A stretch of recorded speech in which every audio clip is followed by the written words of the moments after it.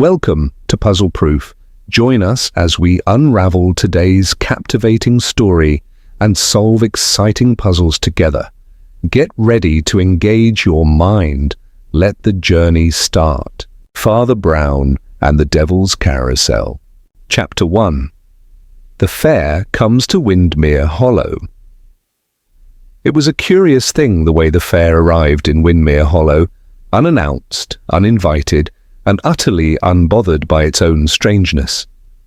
There was no poster campaign, no trumpet fanfare. No smoke-belching lorries or painted signs winding through the country lanes. It simply appeared overnight, like a memory someone had misplaced and then dreamt back into being. By dawn, the meadow behind St. Luke's Church had transformed. The parish cows had vanished, the buttercups were trampled, and in their place stood a crooked collection of battered wagons, sagging tents, and creaking contraptions, all arranged with a casual, unsettling symmetry.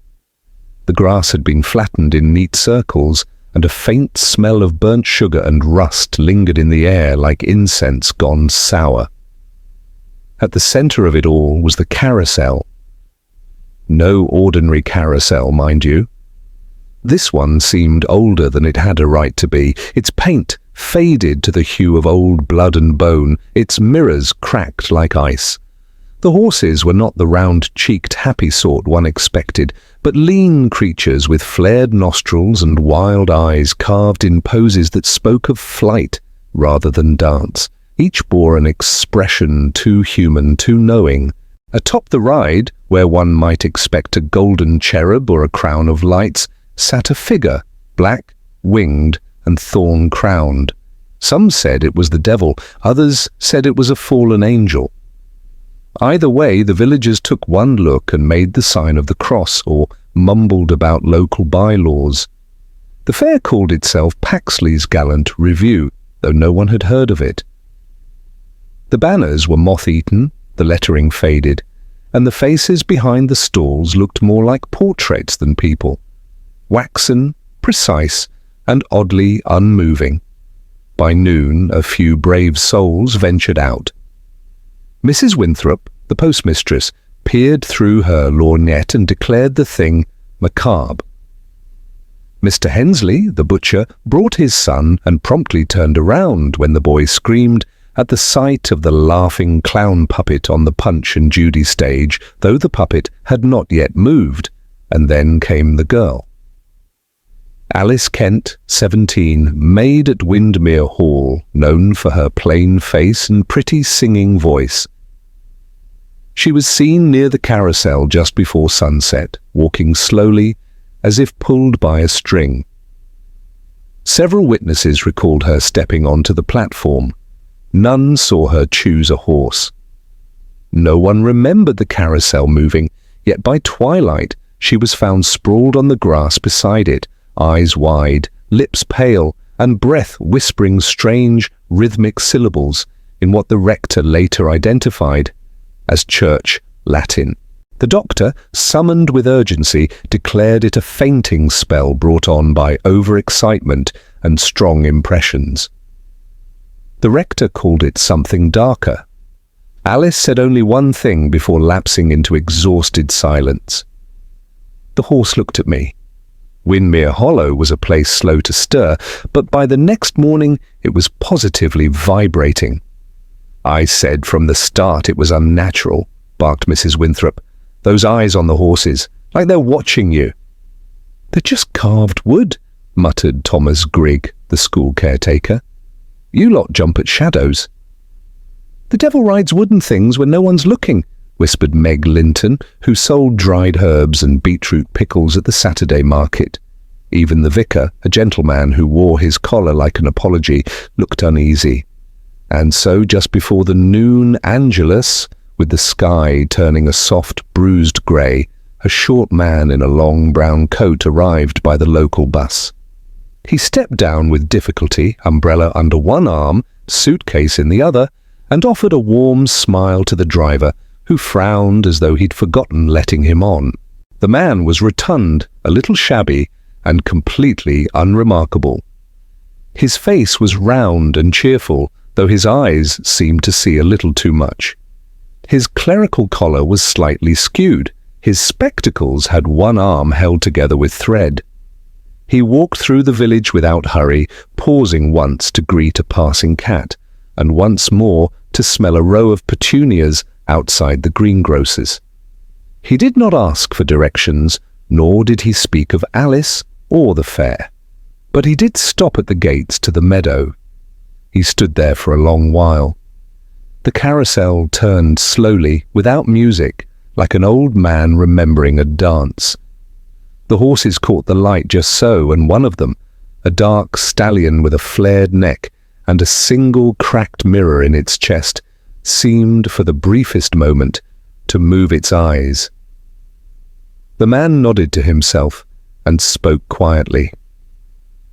"Yes, it's you again."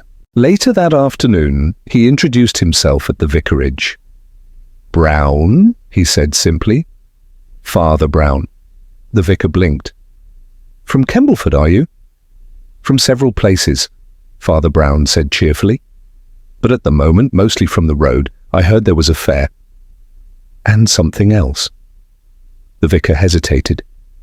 "You mean Alice?" "Among other things."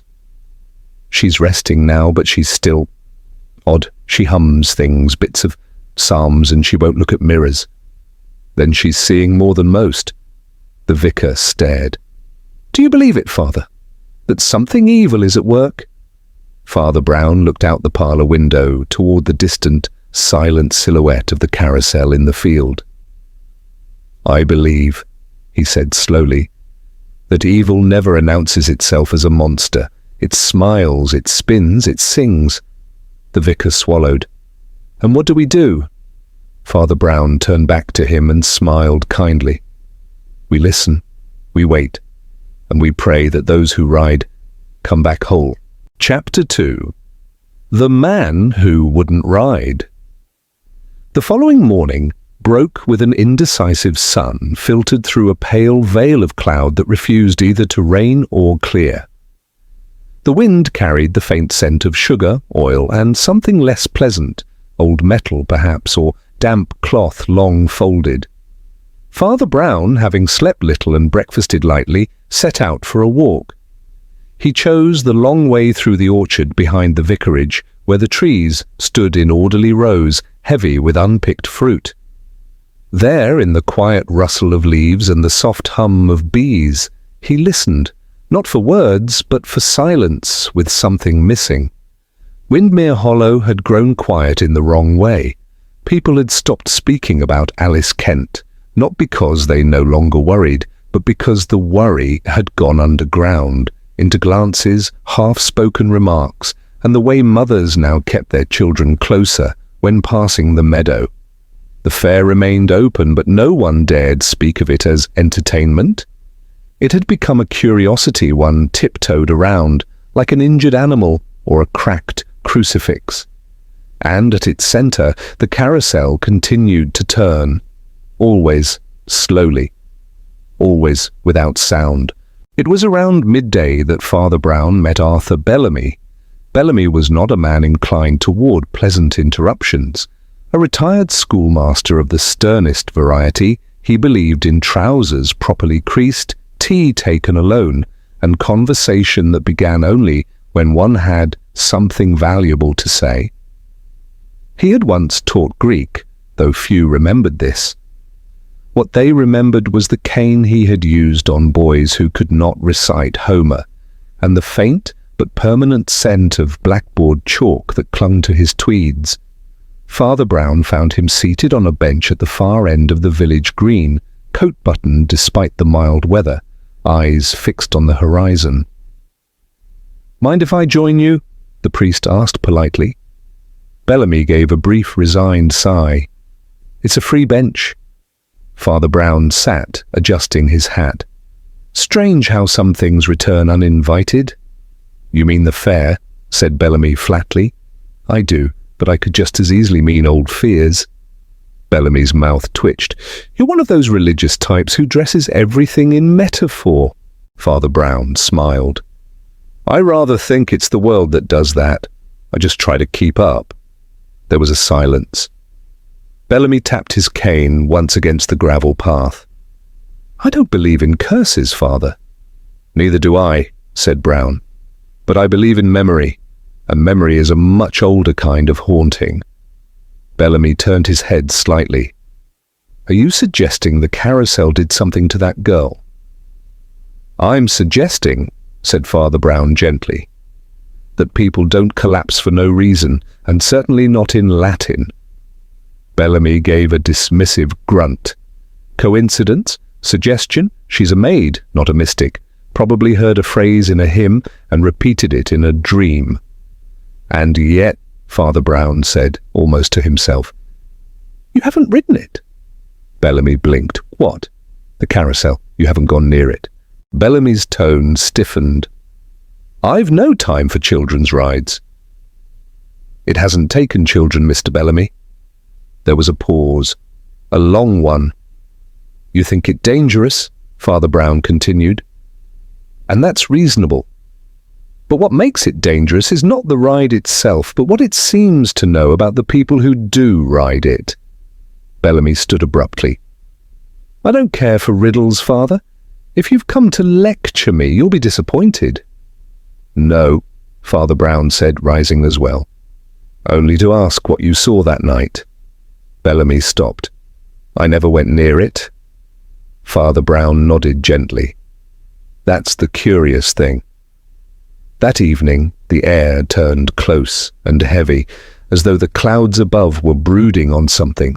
The fair was half-lit, several booths were closed, and the Punch and Judy stage stood deserted. A single string of paper lanterns danced in the wind, casting red and yellow flickers over the mud. The carousel, as always, turned. And for the first time, someone stepped forward, not a child, not a villager, but a stranger. A tall man in a dark coat, unknown to most. He handed something silently to the woman at the ticket stand, who neither smiled nor looked up, and walked onto the platform. He did not choose a horse. One seemed to choose him. The carousel picked up speed, though no music played. The horses blurred, the light dimmed, and then, quite suddenly, it stopped. The man staggered off, pale and trembling. He did not speak. He walked directly away into the trees and was not seen again. No one followed, no one spoke. Father Brown returned to the vicarage that night with mud on his boots and a thoughtful crease in his brow. He sat across from the vicar, in the candle-lit study, hands folded in his lap. She's speaking again, said the vicar quietly. Alice. Father Brown looked up. What does she say? Bits and pieces, mostly nonsense. But today she said something else. What was it? The vicar hesitated. She said it knows your name even if you forget it. Father Brown closed his eyes. And then, the vicar continued, she cried. But not like before. This time it was quiet. Like a confession. There was a long silence. Then Father Brown stood.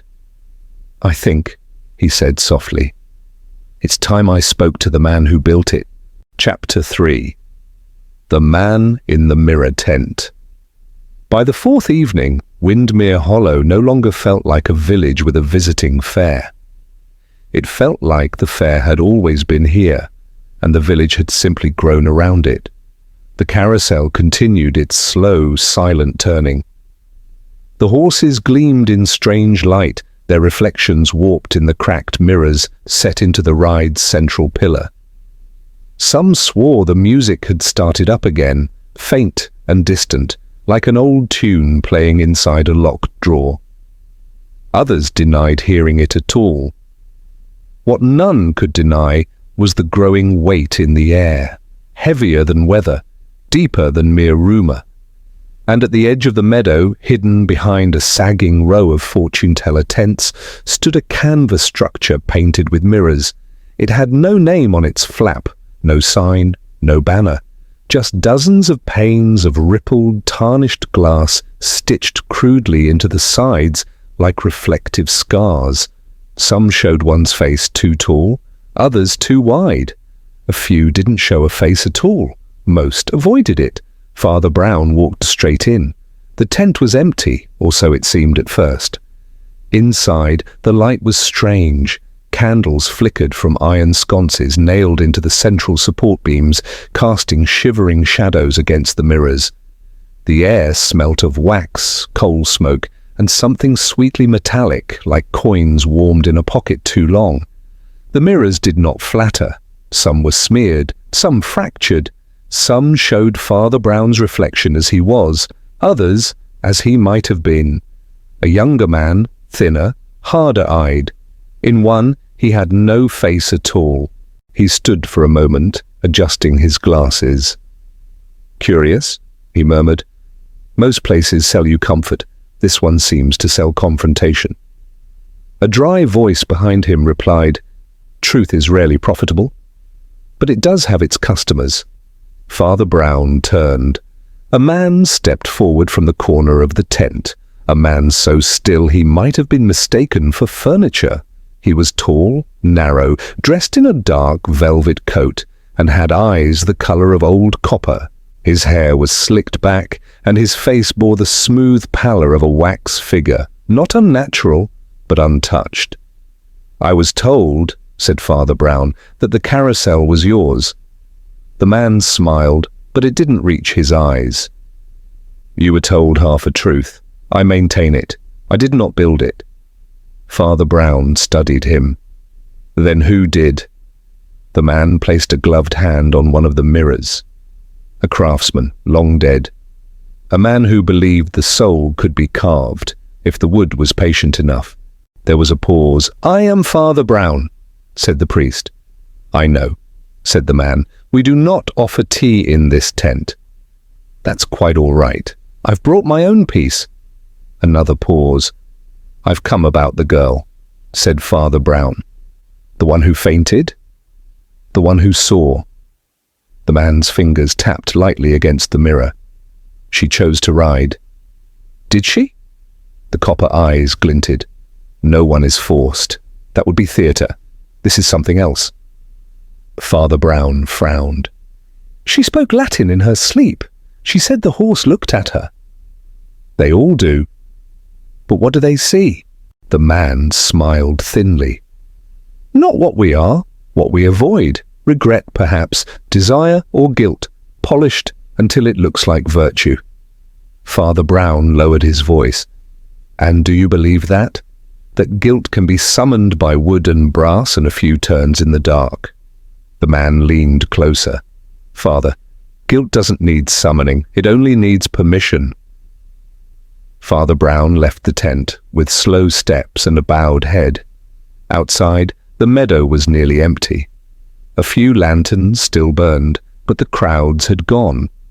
In the distance, the carousel continued its patient revolutions, and the music, if it was music, played on without notes. Miss Fielding, the church organist, passed him near the hedgerow, carrying a basket of dried flowers. "They say the ride's cursed," she said, without preamble. "People say many things," Father Brown replied. She stopped. "But you've seen it, haven't you? Felt it?" He looked at her gently. "Have you?" Miss Fielding looked down. "I was drawn to it last night. I stood right there on the platform, my hand on one of the horses. I thought I heard someone whispering my name." "What stopped you?" She hesitated. "I saw my face, in the mirror near the saddle. Only, it wasn't mine, not quite. It was as if someone had taken something I never spoke aloud and worn it." Father Brown nodded. "And did it frighten you?" "No," she said. "It shamed me." Then, softly, "You think it's evil, don't you?" "I think it's a mirror," Father Brown replied. "And mirrors aren't evil. But they are dangerous when people mistake their own shadows for something divine." That night, he returned to the vicarage and sat beside the fire. The vicar poured them both a cup of weak tea and glanced nervously at the clock. "She's asked to see you," the vicar said. "Alice?" She says she remembers the ride, parts of it. Father Brown nodded. Then we must listen. They went up the narrow stairs to the spare room. Alice Kent lay beneath a heavy quilt, her skin pale, eyes wide, hands fidgeting with the edge of her pillow. When Father Brown entered, she stilled. "Hello, Alice," he said gently. She watched him. "I remember the music," she said. "But it wasn't a tune, it was like a heartbeat." Father Brown nodded. "The faces in the mirrors," she whispered. "But not mine, not exactly. One of them, he smiled at me. My smile, but not kind." "Did he say anything?" She hesitated. "Yes." "What?" She looked him in the eyes. He said, "Now you see what you would have done." There was a long pause. The vicar looked visibly shaken. "And would you have done it?" Father Brown asked. Alice turned her face into the pillow. "I don't know," she said. And then, "I think I still might." Chapter 4.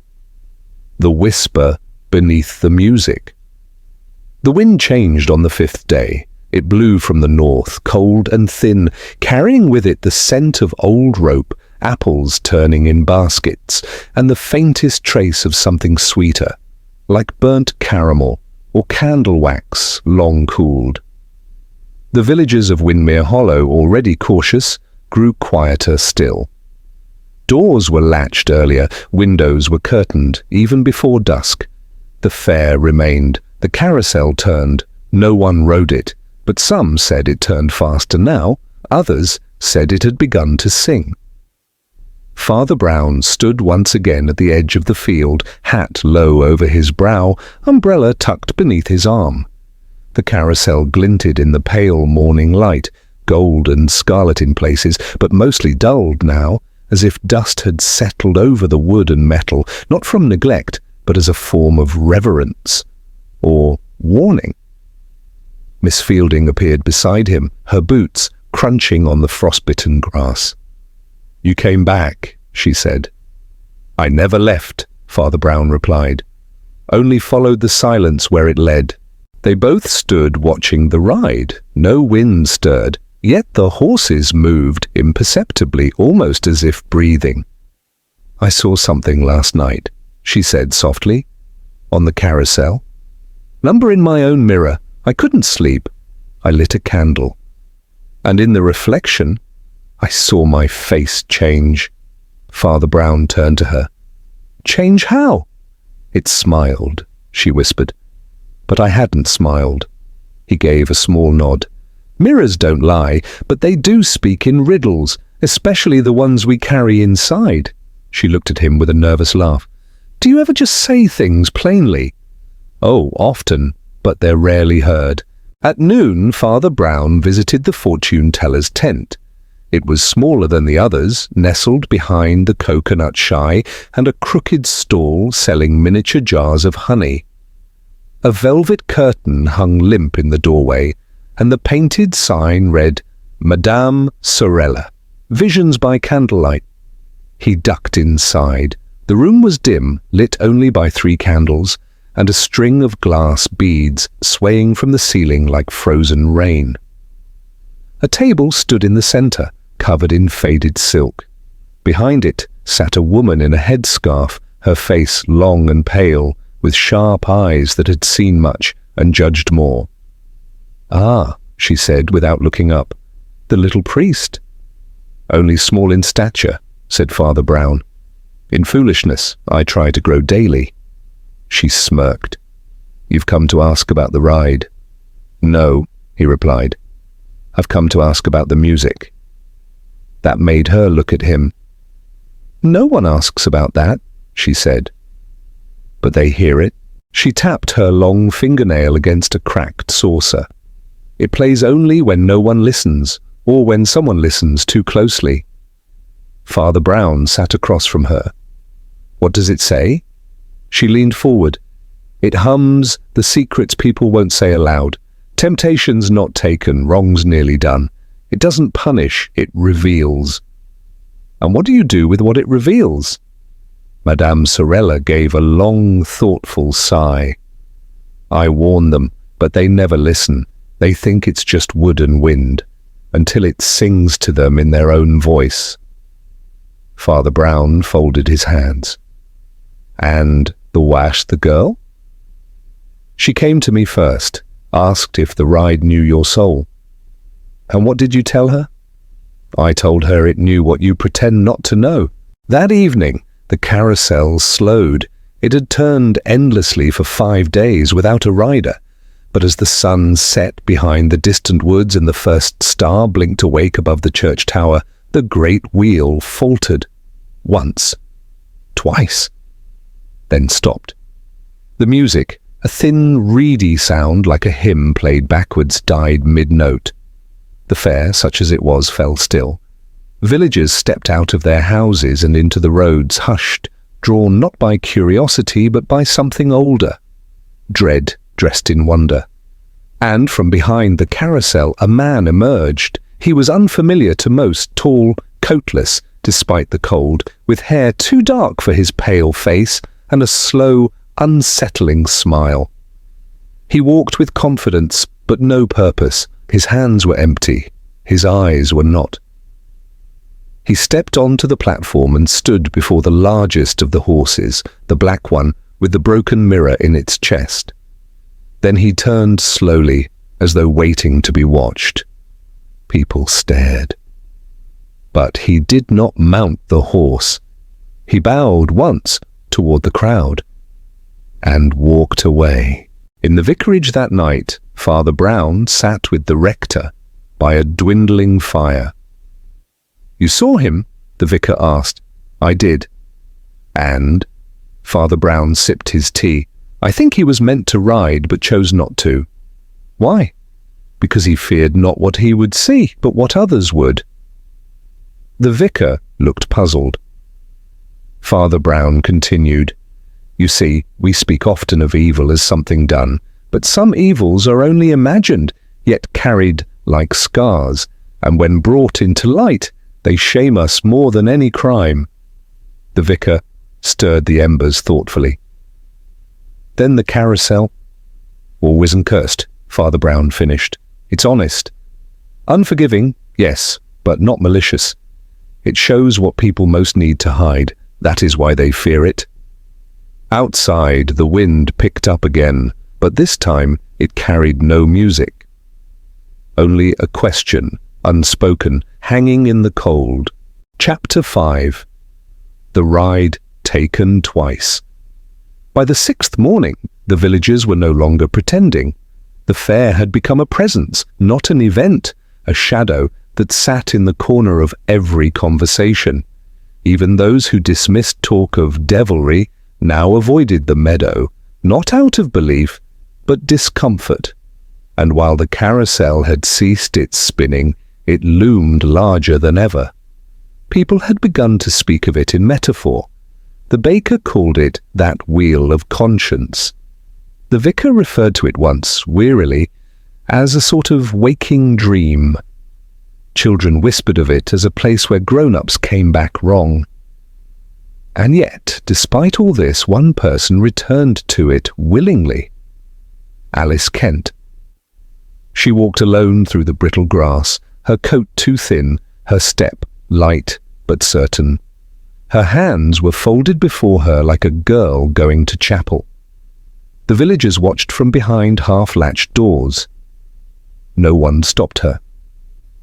And Father Brown, who had been reading beneath the lich gate, rose quietly and followed. She stood before the ride without hesitation. The horses were still, except for one. The black stallion with the broken mirror in its chest swayed gently, though there was no wind. Alice reached up and touched its mane. Father Brown said nothing, then she turned. "I remember now," she said softly. Father Brown met her eyes. "What is it that you remember?" "Everything, not from the ride, but from before. It showed me something I nearly did, and then something I still might." She looked down. "There's a woman who works at the hall," she continued. Mrs. Halcombe, she's harsh. Always has been. She once accused me of stealing a brooch. I didn't, but I thought about it.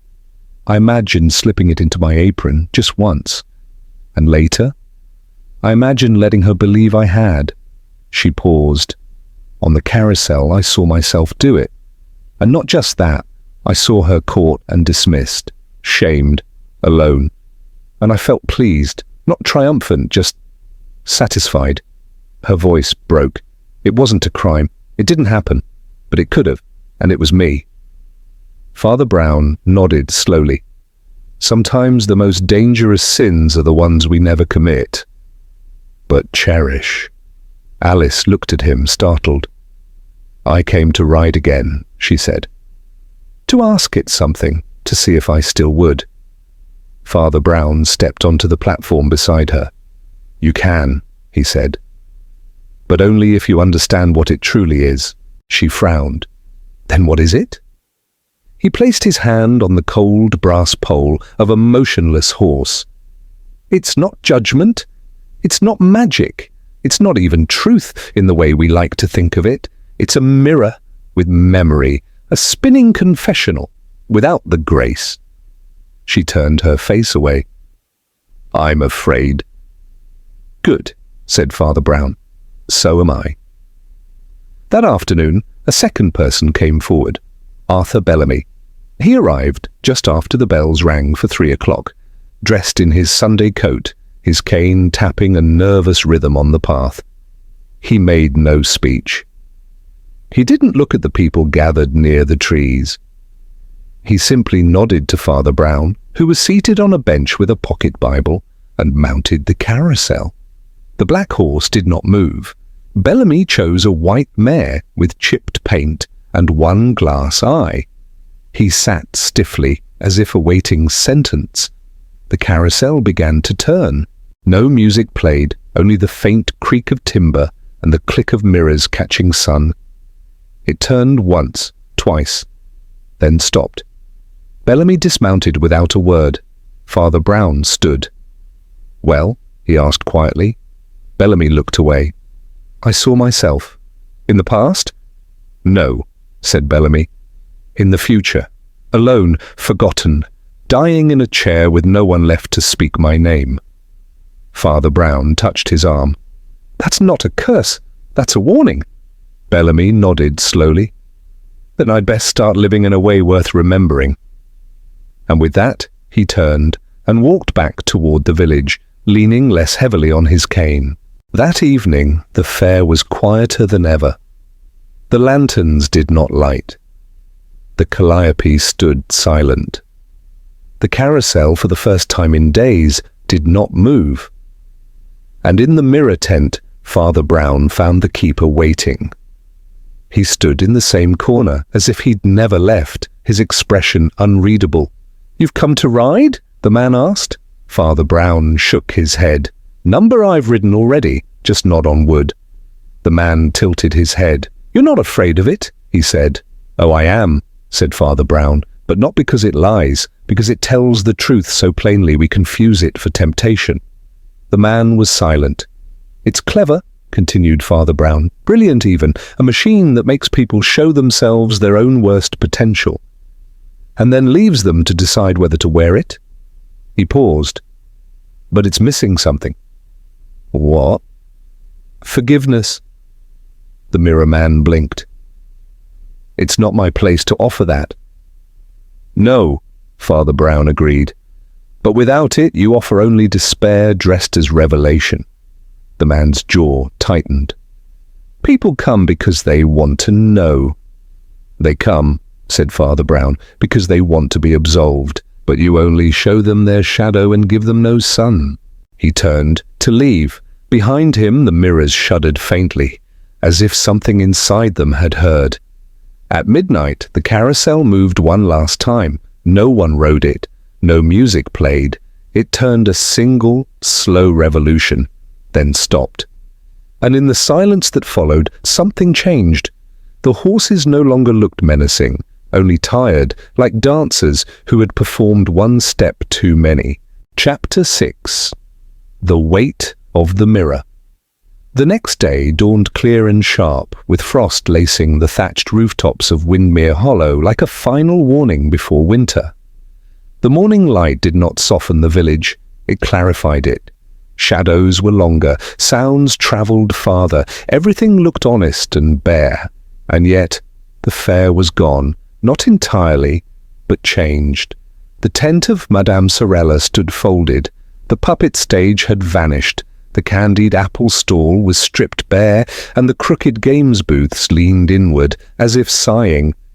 Only the carousel remained, still and mute, its mirrors dulled by dew, its horses greyed with dust. No smoke from the cook wagons, no music, not even the hint. Just silence and the smell of disturbed soil. In the rectory garden, Father Brown sat beneath an old pear tree, sipping lukewarm tea and watching the frost lift from the grass in delicate curls. Milo, the vicar's terrier, lay dozing at his feet. It was, on the surface, an ordinary morning, but in Father Brown's eyes there was a weight, not of sadness exactly, more like sorrow put aside for later. Miss Fielding approached, her shoes crunching lightly on the gravel path. She carried a parcel, modestly wrapped, tied with string. "She left this," she said without preamble. "Alice." Father Brown accepted the parcel with a nod. "She's gone." Her cousin came from Truro. She asked to leave quietly, said she'd had enough of dreams with eyes. He unwrapped the package slowly. Inside was a small hand mirror, oval, slightly cracked at the edge. Its frame was brass, engraved with a faint floral pattern. "She said she didn't want it anymore," Miss Fielding added. "Said it had started to show her what she didn't ask to see."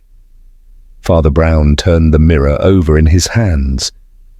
"Guilt can outlive the act," he murmured. "It changes shape, it learns to speak our language." Miss Fielding sat beside him. "Did the ride do this to her?"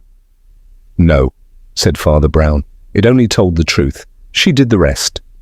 Miss Fielding hesitated. "Then what are we meant to do with a truth that wounds?" "Dress it," said Father Brown. "Tend to it. Offer it up." He paused. "And forgive it, even if it wears our own face." That afternoon, the carousel made a sound. Just once. A low groan, like old wood remembering its purpose. A few villagers stopped in the lane, turned their heads, and then quickly moved on. No one approached it. But Father Brown did. He stepped onto the platform with slow, steady feet, passing each horse with a glance.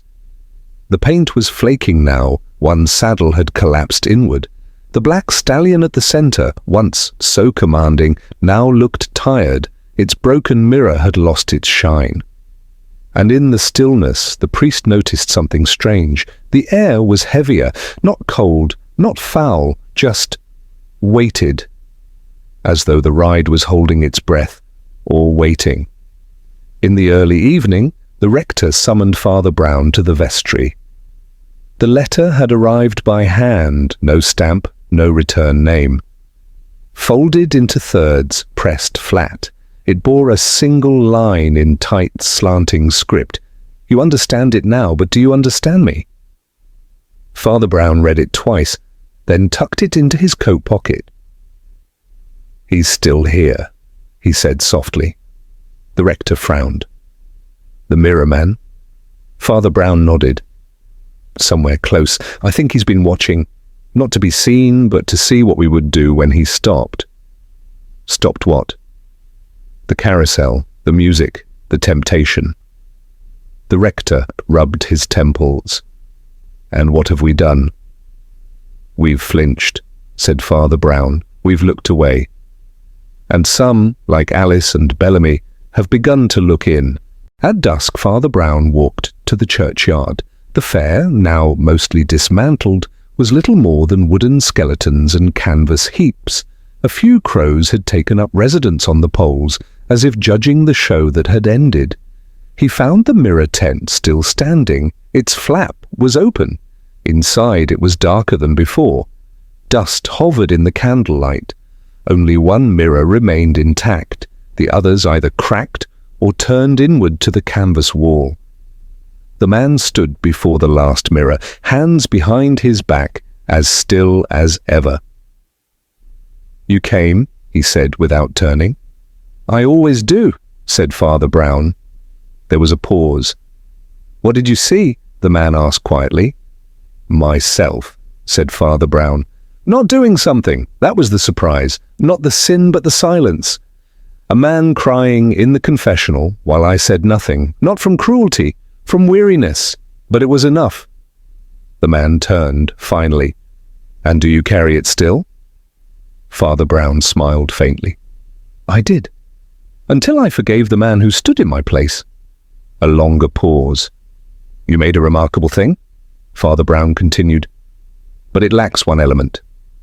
I've heard. It reveals, but it does not redeem." The man nodded. "I made it to show the truth, what people are beneath the surface, but I never believed in the part that comes after." "Then that is your shadow," Father Brown said kindly. "The part you were afraid to carve." The man was quiet.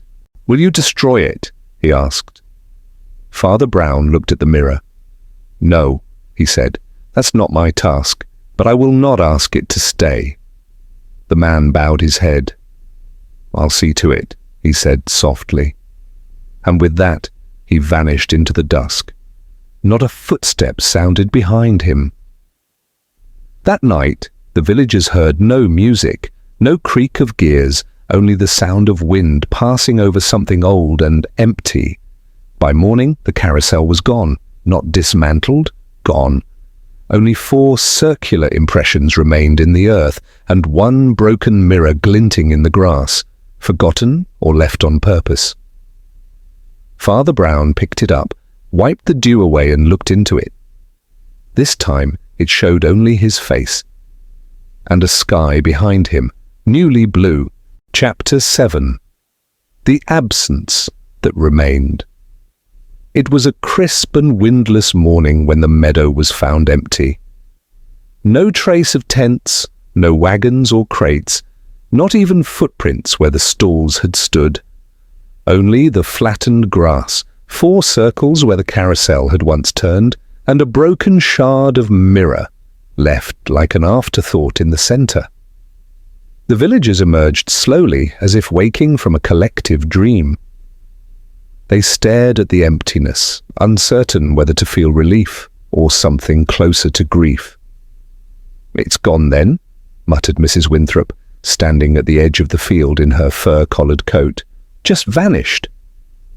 "No smoke, no wheels," added Thomas Grigg, scratching his greying stubble. "Not even a goodbye?" The vicar crossed himself silently, murmuring a psalm under his breath. Only Father Brown remained quiet, his gaze fixed not on the missing carousel, but on the earth it had pressed into. It was not the presence of the fair that disturbed him now. It was the shape it had left behind. In the days that followed, Windmere Hollow returned to its rhythm, but the rhythm had changed. Mrs. Halcombe, the housekeeper at the hall, resigned without explanation and moved to live with a sister in Devon. The Saturday market reopened, though the honey seller did not return. The church pews, once sparsely filled, saw a modest rise in attendance, not from fear, but from a kind of shared humility. And people began to look each other in the eyes again, though not always for long. It was as if something had been loosened in the soul of the village, not ripped out, but gently unknotted. Bellamy, the old schoolmaster, took to leaving his gate unlatched, and his books in a basket at the front step, marked, "Help yourself." Miss Fielding began rehearsing music again, not hymns this time, but old folk songs that hadn't been sung in church for years. As for Alice Kent, she did not return. But she wrote a letter, brief and neat, addressed to the vicar, who read it aloud one rainy Tuesday in the vestry. I do not know what it showed me, or whether I imagined it, but I know now that imagination carries consequence just as much as action.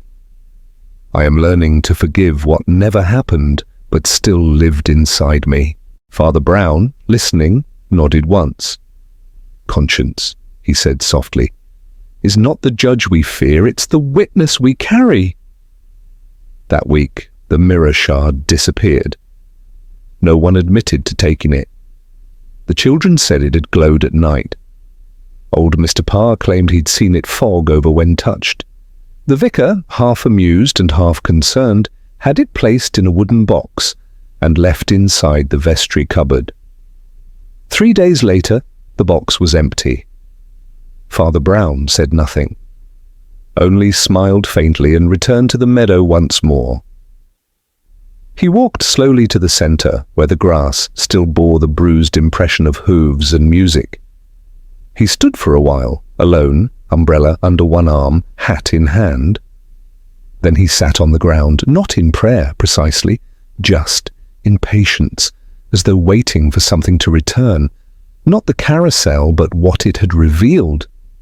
That night, he dreamt, he saw the carousel again, turning in silence beneath a sky without stars, but there were no horses, only mirrors, spinning endlessly, catching glimpses of faces he recognized, and many he didn't. At the center stood the mirror man, no longer stern but sorrowful. "You said I lacked forgiveness," the man whispered. "And do you see now?" asked Father Brown. "I see," the man replied, "that truth without mercy is not justice, it is cruelty in robes." Father Brown reached out in the dream and touched the nearest mirror. It was warm. He awoke with tears in his eyes, though he did not know why. The next morning, Milo the terrier returned with something clenched in his mouth, a sliver of brass. It was curved, part of a bridle perhaps, faded but finely worked. Father Brown took it, dried it, and placed it inside the pocket of his coat without comment. He then walked to the schoolhouse. Bellamy was reading on the front steps, a blanket over his knees. "Something to show me?" he asked, squinting at the brass. "No," said Father Brown. "Something to leave behind." He handed it over gently. Bellamy turned it in his hands. "I don't want it," he said, voice thin. "You did," Father Brown replied, "but now you've changed, that's the point." Bellamy looked up. "Do you think it ever really left, Father?" Father Brown sat beside him. "The fair? Or the thing inside it?" Bellamy gave a weary smile. "Both, I suppose." "They're gone," said Father Brown, "but the impression remains, as it should. Not to haunt, to remind. To remind us of what?" Father Brown looked to the far end of the green, where the last traces of the carousel's shadow still lay across the ground like a faded watermark. "That we are all capable of terrible things," he said softly, "but also of choosing not to become them." That evening, the vicar invited Father Brown to supper, parsnip soup, bread and blackberry jam. The conversation was warm, if subdued. They spoke of trivial things, weather, harvest, hymn selection. It wasn't until the tea was poured that the vicar leaned forward. "Do you believe it will return?" he asked. Father Brown stirred his cup. "Not in the way you mean," he replied. "But the carousel was never about the fair. It's something older, something we carry with us. A test, perhaps, or a parable that we briefly stepped into. And now?" "Now," said Father Brown, "we carry the parable inside, which is far more dangerous." He rose, gently placing his cup on the saucer, but also far more hopeful. That night, Windmere Hollow was quiet. Not empty. Not haunted. Just still. The way a village sounds when something has passed through it, and not broken it, but opened it. Like a storm that pulled the curtains aside rather than tearing down the walls. Somewhere in the dark, a child stirred in sleep and did not cry. Somewhere else, an old man reached for a book he'd once been afraid to read. And in the meadow where the carousel had turned, the grass began to grow again. But never quite the same. Chapter 8. The Turning That Remains. October ended as it had begun, softly, without announcement. The skies over Windmere Hollow turned from grey to pale blue, and the trees along the lane shed their gold like secrets too long kept. Life in the village found its rhythm again, but the rhythm had changed. A note had been added, quiet but unmistakable, like a new verse in an old hymn. No one spoke of the fair anymore, not directly, but conversations paused when someone passed the meadow. Children crossed themselves without knowing why, and though the grass had begun to grow back, a faint, circular mark still pressed into the earth, as if something had once turned there that couldn't quite be erased. Father Brown lingered longer than expected. He had received letters, several, inviting him to return to Kembleford, to speak at conferences, to visit an old friend with gout. He answered none of them. Not yet. Instead, he stayed, walking the village paths with quiet boots and a slow gaze. Some mornings he visited Alice Kent's old room in the rectory, now empty but not untouched. He would sit by the window and read, not the scriptures, but old novels left behind by other curates, Dickens, Hardy. Once even a copy of The Picture of Dorian Gray, which he read in a single sitting and then gently closed with a sigh. "Mirrors again," he murmured. It was on a Wednesday, just before evensong, that he received the second letter. Unlike the first, spidery, uncertain, this one was precise, neat black ink, no return address, a single line again. You understood the ride, but did you understand the rider? He read it once, twice, then placed it in the fire. That evening, he walked to the edge of the village where the trees leaned low, and the meadow opened wide and pale beneath the stars. The grass had grown in now, thick and damp, but that circle still lingered like the ghost of a wheel. He stood at its centre. No carousel, no music, only wind and the sound of his own breath. And there, in the middle of nothing, he spoke. "I saw him," he said aloud, "the man who built it, or rebuilt it. He wanted to show the truth, but he never trusted what came after."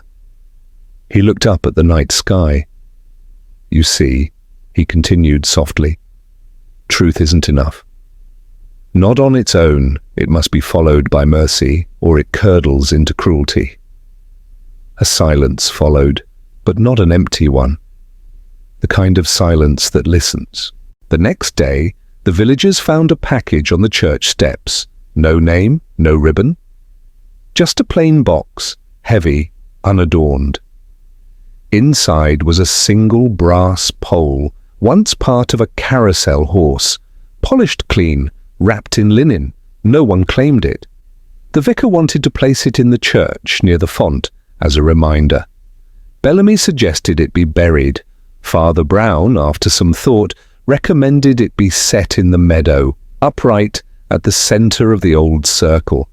Not as an idol, not as a warning, simply as a mark. "A post," he said, "to tether remembrance." "And release it, too." They agreed. Weeks passed. The Mirror Man was never seen again. But strange things lingered. One night Miss Fielding dreamt of a white horse running through the fog, its saddle empty but warm. In the morning, she began composing again. Bellamy resumed teaching the village children twice a week, softer now, more curious than stern. When asked why, he said only, "I'd rather help them before the mirror does." As for Father Brown, he finally began packing his bag. It took him an hour, not for lack of items, but for how long he stood in thought before folding each one. The morning he left, the sun was low and golden, bathing the village in warm silence. He walked to the bus stop slowly, his umbrella tied neatly to his suitcase. At the edge of the meadow, he paused. The brass post gleamed in the grass. Milo barked once, trotting beside him. Father Brown tipped his hat. Then, softly, "It never was about the ride." On the bus, he sat by the window, hands folded, eyes half closed. The trees passed like old friends waving farewell. A young boy across the aisle leaned forward. "Was it real?" he asked. "The thing with the horses?" Father Brown opened his eyes. "It was real enough to change people." "Did you ride it?" Father Brown smiled. "I've ridden many things, lad, most without wheels." The boy grinned. The bus pulled away from Windmere Hollow, and the meadow disappeared behind a bend in the road. Somewhere, far off, a carousel turns, not in wood or brass, not on a fairground, but in a moment, a thought, a glance, a decision not taken, or a temptation resisted. It spins not to frighten, but to reveal. And the question it whispers is always the same: will you become the thing you almost were? In Windmere Hollow, the grass continues to grow. The circle fades, but not entirely, and beneath the soil where hooves once danced, the earth holds a memory, not of evil, but of choice, and the mercy that must follow truth.